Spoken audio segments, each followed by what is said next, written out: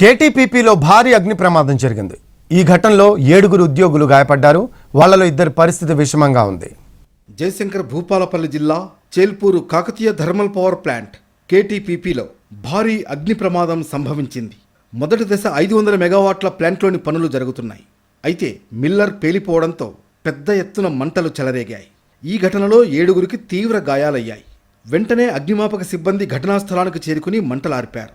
గాయపడ్డ వాళ్లను వరంగల్ ఎంజీఎం ఆసుపత్రికి తరలించారు. గాయపడ్డ వాళ్లలో వెంకటస్వామి, వీరస్వామి ఆరోగ్య పరిస్థితి విషమంగా ఉందంటున్నారు డాక్టర్లు. ఆ మెయింటెనెన్స్ ఓపెన్ చేస్తూ ఉన్న కొద్దీ దాంట్లో నుంచి సడన్గా ఫైర్ రావడం వల్ల ఈ ఇన్సిడెంట్ జరిగింది.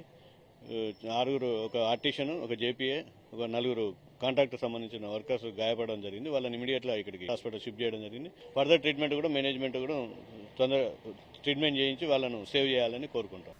అగ్ని ప్రమాదంలో టెక్నీషియన్లు సీతారాములు, జానకిరాములు, సాయి కుమార్, రాజోలు, మహేందర్ తీవ్రంగా గాయపడ్డారు. వీరు 5గురు విజయవాడకు చెందిన వాళ్లు. ప్లాంట్లో ప్రమాదానికి కారణాలపై ఆరా తీస్తున్నారు అధికారులు.